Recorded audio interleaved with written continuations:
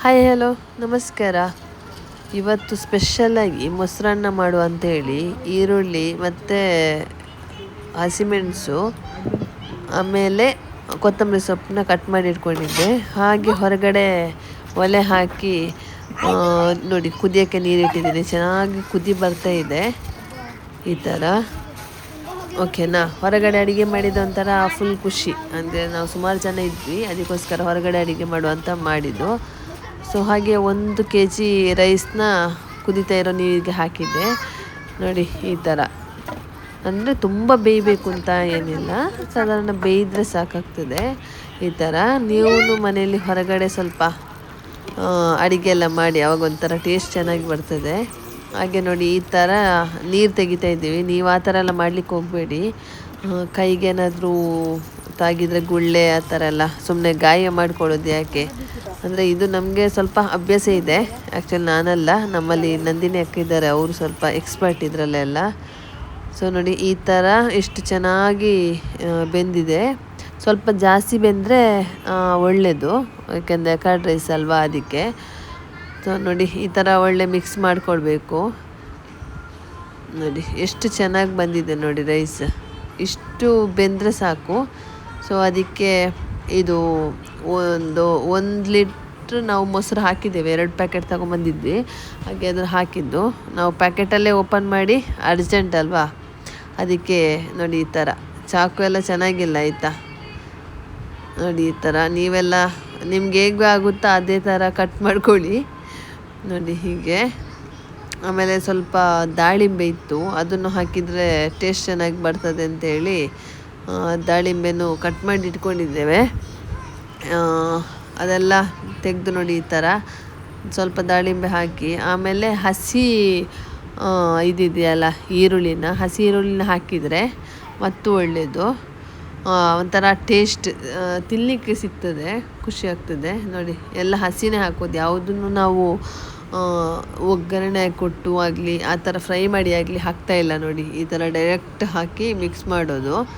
ಆಮೇಲೆ ಒಗ್ಗರಣೆ ಆಮೇಲೆ ಕೊಟ್ಟರೆ ಆಯಿತು. ನೋಡಿ ಸ್ವಲ್ಪ ನಾನು ಇದು ಉದ್ದಿನಬೇಳೆ ಇದೆಯಲ್ಲ, ಉದ್ದಿನಬೇಳೆ, 1 ಮೆಣಸು, ಆಮೇಲೆ ಕಡಲೆಬೇಳೆ, ಸ್ವಲ್ಪ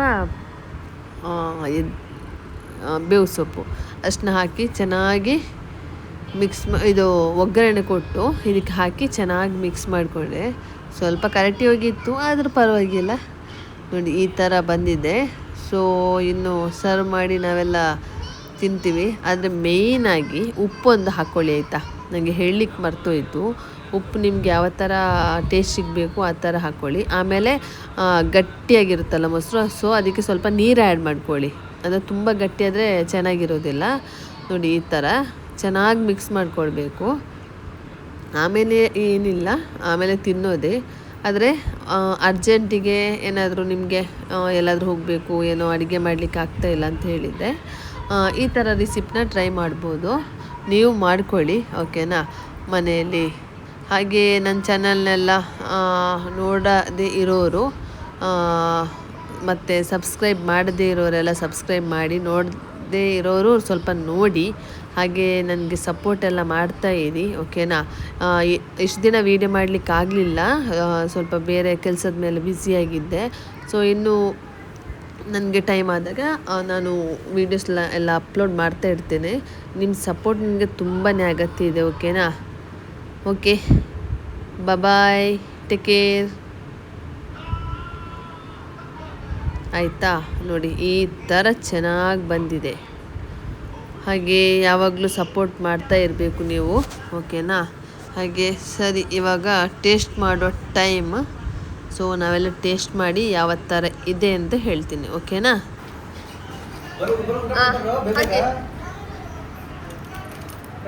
ನೋಡಿ ಎಷ್ಟು ಚೆನ್ನಾಗಿ ಬಂದಿದೆ.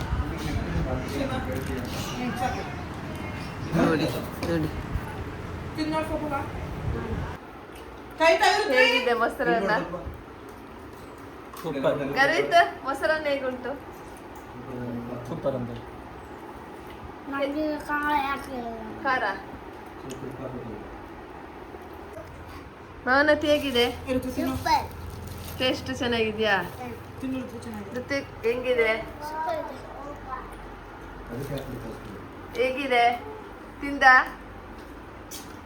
ನಂದಿನಿ ಅಕ್ಕ ಹೇಗಿದೆ ವಶಣ್ಣ ಸೂಪರ್ ಆಗಿದೆ ಸೂಪರ್ ಆಗಿದ್ಯಾ ಬರ